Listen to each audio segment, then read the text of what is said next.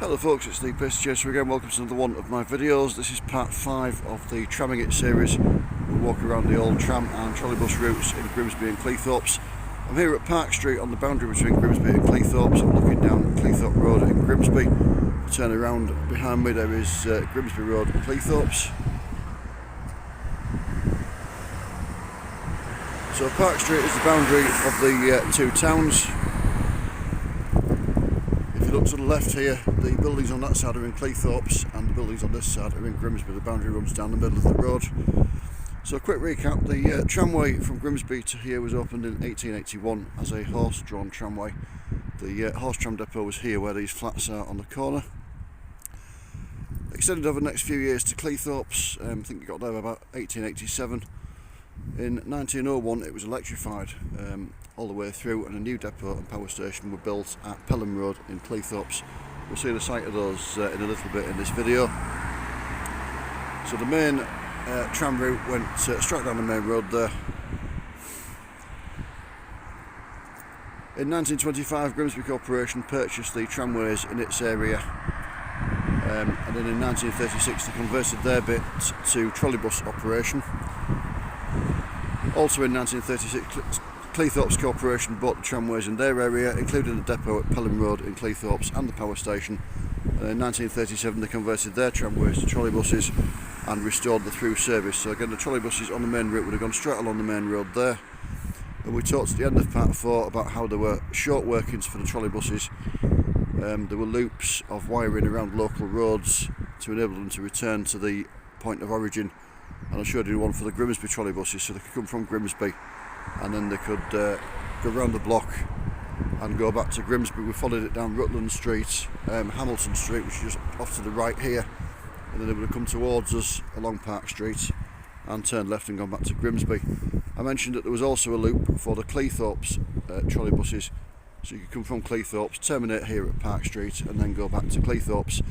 I misinformed you in that bit. I thought they came round their loop clockwise. They didn't, they went anti-clockwise.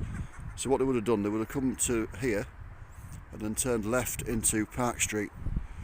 So when you looked at Park Street, it would have looked normal. There'd have been a set of trolleybus wires on each side of the road, but actually the ones on this side would have been for trolleybuses coming from Grimsby out of Hamilton Street here back towards us and then turning left to Grimsby.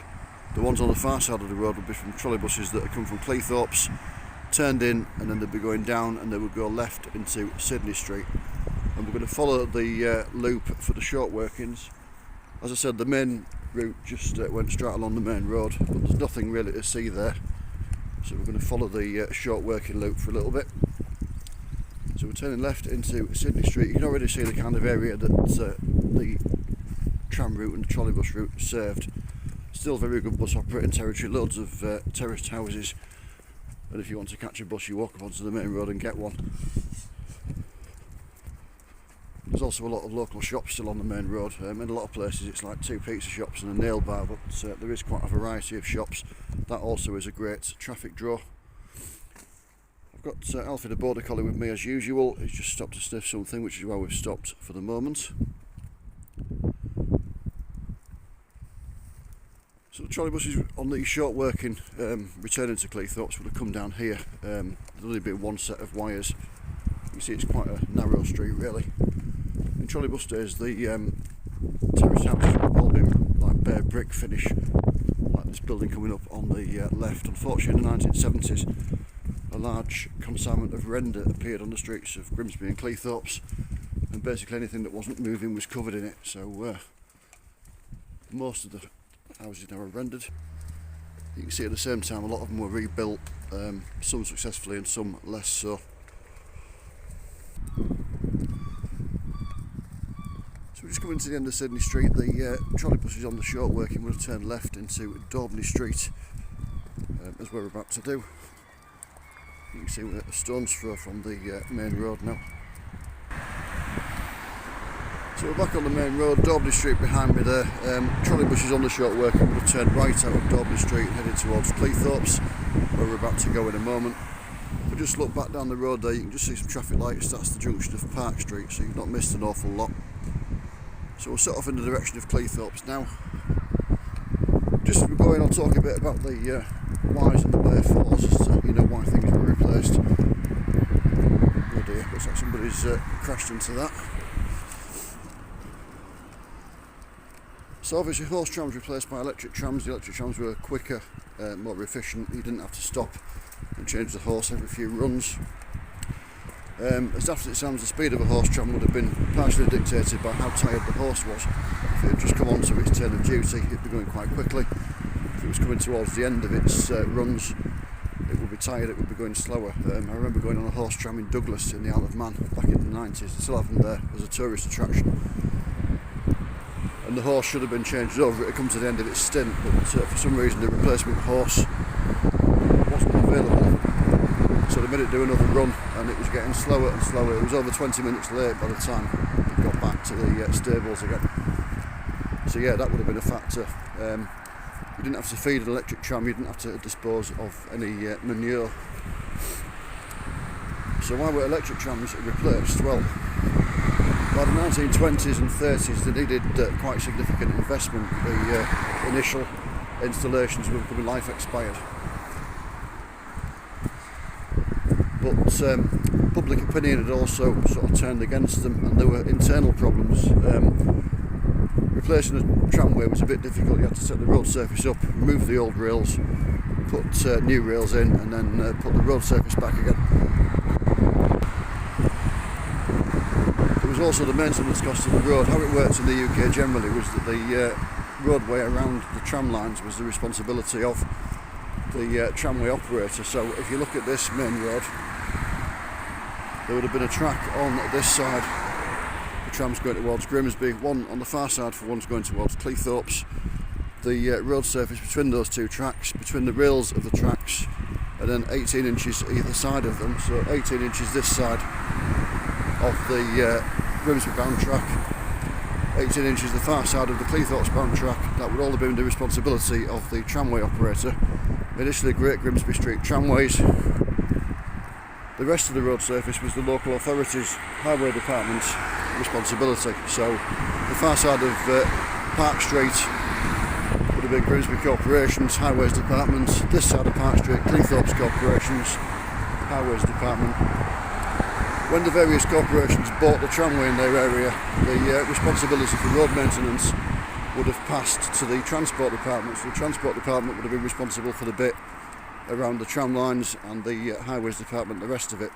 Up and down the country there were constant arguments between the various local authorities and tramway operators. The tramway operators were understandably reluctant to repair the road surface. Obviously when the trams were put in, road traffic was just horses and carts basically. By the 20s and 30s the road traffic had increased massively, and that was damaging the road surface, but of course none of it was actually operated by the tramway company. The trams ran along rails that didn't actually damage the road surface, so they were quite reluctant to carry out repairs, and it caused a lot of arguments. If you abandoned the tramway, all you had to do was restore the road surface. So if they were conscientious, they'd dig the tram rails up and resurface the road. If they weren't, they'd just throw some tarmac over the rails. But once they'd done that, they could just hand the road surface back to the local authorities' highways department, and it wasn't their responsibility anymore. So we're just passing Blundell Park, the home of Grimsby Town Football Club. There used to be a pub quiz question: which league football club play all of the matches away from home? The answer was Grimsby, because of course the ground is in Cleethorpes. There would have been a trailing crossover in the road here. In other words, you'd have to go past it and then change direction to come across. That was for trams doing short workings to the football ground. So you come in from either way, unload, pull past the crossover, and then change direction and just go back across, and either back to Grimsby or do it on this side, go past and then change direction, go back to Cleethorpes. So that was a major traffic source for the trams and trolleybuses, for the buses as well. So going back to the abandonment thing, the other reason for abandoning trams was public opinion had actually turned against them. The press would use words such as slow, noisy and old-fashioned, and that was probably the worst one. Nobody wanted to be seen as old-fashioned in the 20s and 30s. The emergent road lobby often blamed trams for causing congestion, because obviously they ran down the road when they stopped at a stop, they couldn't move into the curb or anything. They just stopped where they were, and you had to walk out into the road to board it. Similarly, if you got off, you had to get off into the road and walk across. So no one could get past unless there was nothing coming in the opposite direction. And of course, on a main road like this, there was always something coming in the opposite direction, so you couldn't get past. It wasn't really fair to blame the trams. I mean, a lot of it was caused by the fact that road traffic had increased massively on roads that were designed for a few horses and carts.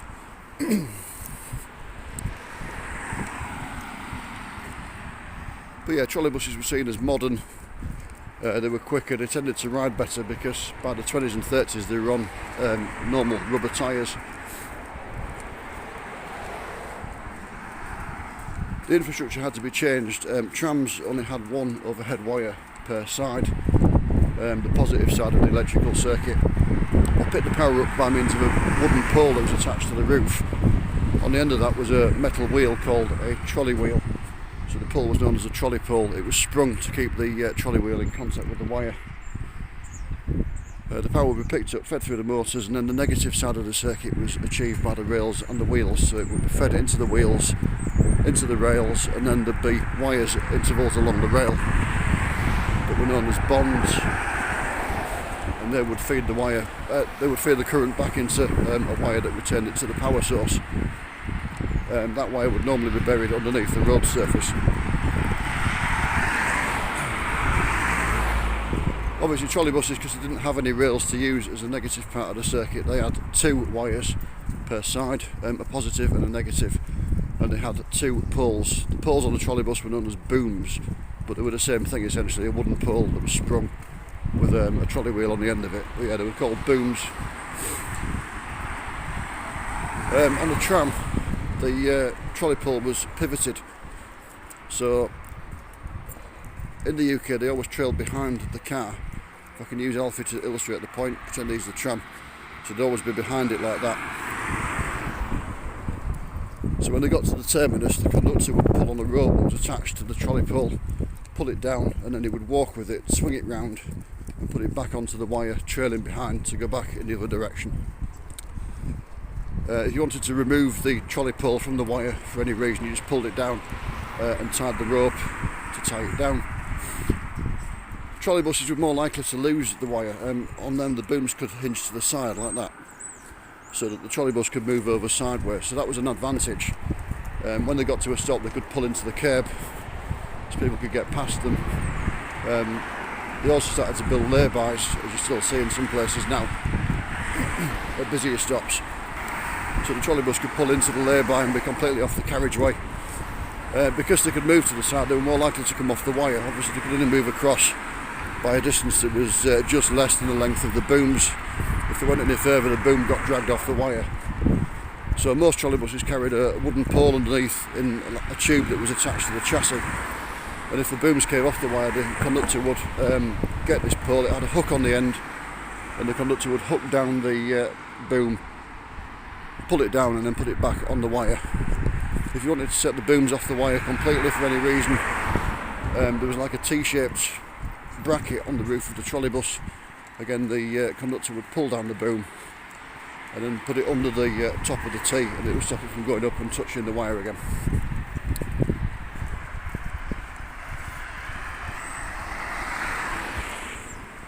You see the modern townhouses on the other side. That's there was a pub on that site, the Leaking Boot pub. It closed down and unfortunately it was destroyed in an arson attack, so they had to demolish the remains of it. So why did trolleybuses get replaced? Well, that's a good question. The first trolleybus systems in the UK were Leeds and Bradford, which opened on the same day in 1911. Bradford was the last place to have them. Their system closed in March 1972. There were proposals by the West Yorkshire Passenger Transport Executive, or PTE, to bring them back in Leeds and Bradford, and also by the South Yorkshire PTE to bring them back in Rotherham and Doncaster. That was in the 80s. South Yorkshire got as far as building a test route, and I do intend to do a similar video to this, a similar format to this, looking at that. It was in Doncaster near the racecourse. I will do it. It's been on the planning list for quite a while, but unfortunately when you wake up on your day off and it's a nice day, you don't automatically think, oh, I'll go to Doncaster, but I will go, and we'll have a look at that for you. and we'll discuss there why they didn't get re-established. Some places blame the difficulty of extending trolleybus routes, putting the wires in, boosting the power supply, etc. as the towns and cities expanded.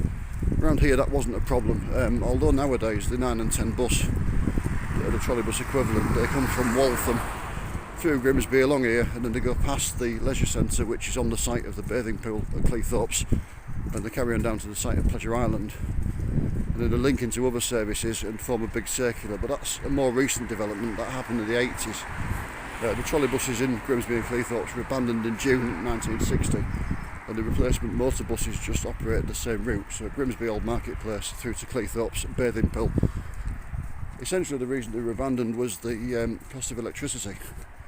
Until 1946 inclusive, electricity was generated by local authorities. So as we said, when they electrified this tramway, they built their own power station, the Great Grimsby Street Tramways, at Pelham Road. So they wouldn't have charged themselves for electricity. They would just have had to pay the cost of the coal. And in fact they could, coal was cheap, it was home produced fuel, there were hundreds, if not thousands of collieries up and down the UK. Labour costs were cheap, transport costs were cheap. And if they generated any surplus power, they could sell it back to the local authority for use in their domestic systems, so they could recoup some of the cost that way. We'll go back to that view in a minute, because this is Pelham Road. So in trolleybus days it was quite simple, there was just a set of wires in from each direction.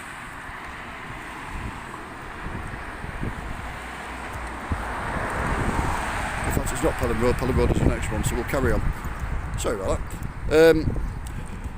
So yeah, when the local authorities bought the tramway, Grimsby Corporation already had their own power station at Doughty Road in Grimsby. Cleethorpes Corporation, as I said, bought the power station in Pelham Road when they bought the tramway. So it would have been the electricity department of the council selling the power to the transport department. The transport department would have got mates rates. It would have been a little more than at cost. 1st of January 1947, the electricity supply was nationalised under what was initially called the Central Electricity Authority, or CEA. It was later renamed the Central Electricity Generating Board, CEGB, and it survived till the early 90s when power supply was privatised again. But local councils and many smaller private firms were required to hand the power stations over to the CEA. And from the 1st of January 1947 onwards, when nationalisation kicked in, the transport departments had to pay the going rate for electricity. Now, oil was still quite cheap. Nationalisation put the price of electricity up massively, and it became cheaper to run diesel buses, and that's largely why they abandoned the trolleybuses. So sorry, this is Pelham Road. So as I said, in trolleybus days, you'd have had a set of wires going in from each direction, so you could drive in from either the Grimsby or Cleethorpes direction to Pelham Road. You could drive out and go towards Grimsby or Cleethorpes. Tramway days it was a little bit more involved. There wasn't room for a big double junction, so there was a trailing crossover again in the roadway just beyond Pelham Road, and then the trailing connection. So if you came from the Grimsby direction, you would go past the connection, which would be about here, and then you would change direction and go round into Pelham Road like that. If you came out of Pelham Road and you wanted to go towards Grimsby, you would come out past the crossover, change direction again, and then you could cross over onto the Cleethorpes bound track. The Grimsby bound track in that direction. Obviously, you wanted to go towards Cleethorpes, you just drove out and kept going. And similarly, if you came from Cleethorpes, you would come past the crossover there, change direction, back up onto this side of the road, and then change direction again and go around the connection into Pelham Road. Now in the 50s, the Grimsby Corporation and Cleethorpes Corporation were talking about amalgamating their transport departments and just having one between them that would be jointly administered by both of the corporations. It made sense, the town centres are only 3 miles apart. That became a reality from the 1st of January 1957, and from that date the depot here at Pelham Road closed. It was subsequently demolished, and in the 60s a frozen food factory was built on the site, operated by Findus Frozen Foods. That closed in the early 2000s. It's been derelict ever since. Unfortunately, it's been set alight a few times. November 2021 there was a massive fire in it caused by arsonists. which meant they demolished some of the building, but the remains of it are still here, which is coming up on the right. Local residents are asking for them to demolish the rest of the building because obviously every time it catches fire it puts their houses at risk. I was hoping the demolition would have exposed some lovely parts of the old depot. In fact, it looks like they're going to demolish it. Look, there's a big crane type thing there. Just see a class 185 going past the end there. So yeah, this is the factory that was on the site of the depot. Excuse me. So you just see a bit of a wasteland here. The depot site's there. Next to it here would have been the power station. You can see bits of like concrete base and the old wall at the back there. And then just where the water tower is there, that was a council depot. The power station and the council depot had a bit of a siding from the railway that we've seen at the back there for deliveries of coal to the power station and road materials to the council depot. As you can see, when Findus had finished with it, I think it was operated by Cherry Valley Foods for a little bit. You see the remains of that there. But yeah, that was the depot site, as I say, closed on the 1st of January 1957 when Grimsby and Cleethorpes amalgamated their transport operations under the name Grimsby Cleethorpes Transport, and all the trolleybuses that were based here and the motor buses, because Cleethorpes operated motor buses as well, they were all moved down to Victoria Street Depot in Grimsby.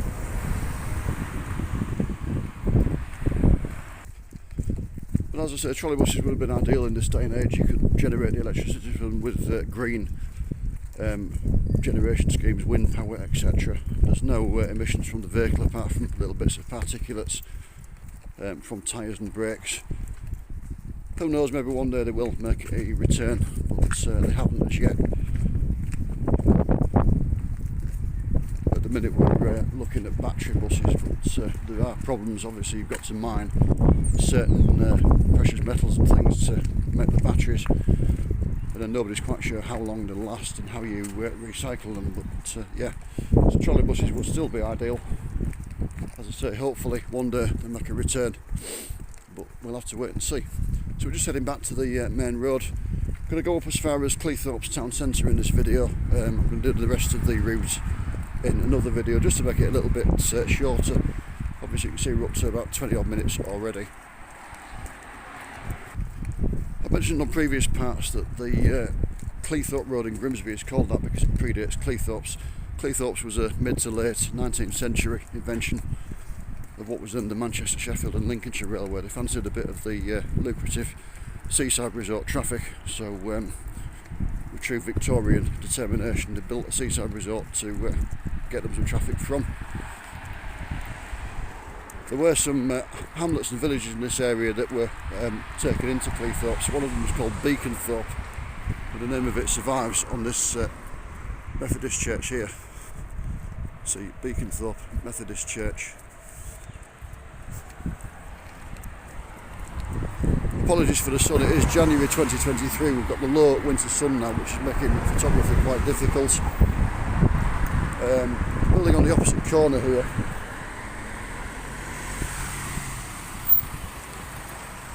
Quite impressive, with a date stone 1914 on it, which you may be able to see up there.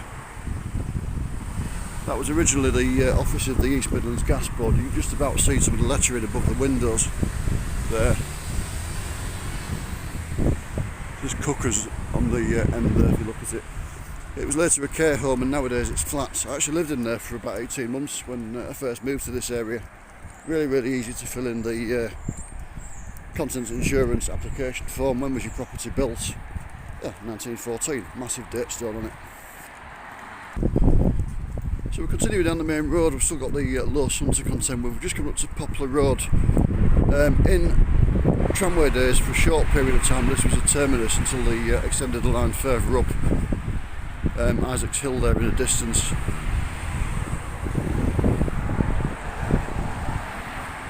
So the stop there is really equivalent to where the terminus would have been. As I say, it was only for a couple of years until they extended it further. It was in horse tram days. So just a stone's throw further on, rather nice old borough of Cleethorpes road sign there. So if I turn around you can see Poplar Road just behind me, the white building. corner there. From January 1957, when the depot at Pelham Road closed, they lost the ability to do short workings. Up until that point there had been short workings from both directions up to the depot at Pelham Road. So what they did, this roundabout was already here, and usually it wasn't put in for trolleybuses specifically, but they put a loop of wire in so that you can come from the Grimsby direction where we are and just go right round the roundabout and back again down the main road. Just got a bus approaching, Route 3, Enviro 400 double decker. It may seem a slightly odd place to do a short working too, because just up there where the bus is going is Cleethorpes town centre, but as I mentioned earlier on, it's quite a busy road down there. There's a lot of houses, there's a lot of local shops. At busy times, any trolleybuses coming down from Cleethorpes seafront would have been full. So it actually made sense to turn one round here and send it back on its way, just to collect the local residents. It's not quite as remote as it appears. If you look down Prince's Road there, the very far end of it is the railway station, Cleethorpes station. So we're going to continue up Isaac's Hill. You can see there's quite a few guest houses on the other side there. Oddly enough, in trolleybus days, up until June 1960 when the trolleybuses were abandoned, a lot of those weren't actually guest houses. They've been converted into guest houses in the years since, which seems to go against convention. And we're just walking up Isaac's Hill.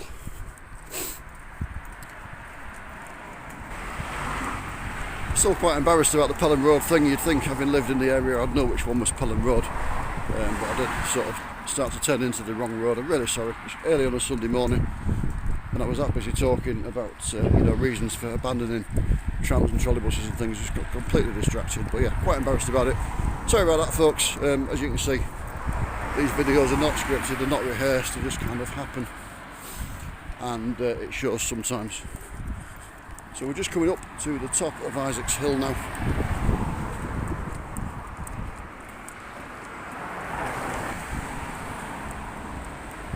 So we're just coming around off Isaac's Hill into the High Street at Cleethorpes. The stop opposite me did have a bus shelter until quite recently. Unfortunately, in July 2022 a bus crashed into it, and it's been demolished and not replaced. The main shopping street for Cleethorpes is there, St Peter's Avenue. But the trams and trolleybuses would have continued straight along High Street, as indeed do the equivalent 9 and 10 buses today. So the stops are approaching, this one here and the one on the other side. Then Asno would have been busy with shoppers going to and from the shops in Cleethorpes. Obviously there's not many people now because it's Sunday morning at 9 o'clock. There's only me and Alfie daft enough to be up really. You can see the lay-bys I was referring to here. These would have been put in probably in trolleybus days. The trolleybus was pulling off the carriageway and not obstruct everybody when they were loading and unloading at the stops. Other sources of traffic in the days before everybody had a TV were things like cinemas and theatres. We're just coming up to an old cinema here. It's now Wetherspoons. You can see Coliseum and Picture House. But yeah, it's until sort of the 1960s, a lot of people didn't have a television, so they would have jumped on a trolleybus or a bus and travelled off to the local cinema or theatre. I always thought when I was in this area that this building on the other side was an old bus station because it looks like one, but apparently it wasn't. It was only ever a car park behind it. As you can see, the buildings do have a bit of a bus stationy look. The bus terminus for out-of-town services was actually down the other end of that street there in the marketplace. You see the white buildings in the marketplace. And that would have been where buses to places like Immingham went from. There were also some local routes to villages around and about that have long since been abandoned. So we're coming up to the end of the High Street now. We're just going to turn onto Alexandra Road. This would have been quite an awkward turn for trams and trolleybuses. Trams could get round more or less square corners, but not very quickly. So the quite sharp corner and the change in level would have meant that we were going very slowly. And trolleybuses similarly, they were far more likely to lose the overhead wire on something like that. Trolleybuses could pass, obviously parked vans, cars, lorries, motor buses. The only thing they couldn't do was pass other trolleybuses, because of course the booms for the first trolleybus were on the wire the same way as the booms of the second trolleybus. If they tried to pass each other, although they could physically pull out, the booms would hit each other and probably splinter into 1,000 pieces. It did happen. That's the reason that a lot of places had the word trolleybus painted on the back of trolleybuses, or a large letter T or something similar like that. But we'll look at that in the next part, that becomes more relevant. So I'm going to leave it here. We'll just turn on to Alexandra Road. Off to the left here is the bus terminus at Cleethorpes Pier, or C Road. If you see a bus displaying Cleethorpes Pier on its blind, this is where it's going to. And you can see there's a couple of Enviro 400 double deckers parked up at the stops. Cleethorpes Pier just at the end there. The trams and trolleybuses would have gone straight across there, as indeed did the 9 and 10 bus. They don't go into C Road, they go straight across. The roundabout wasn't there in tram and trolleybus days, just a normal crossroads. So I'm going to leave this one here. In the next part we'll walk up from this point to the terminus at the site of the bathing pool. So thank you for joining us once again. Please take care, and I will see you again soon. Bye.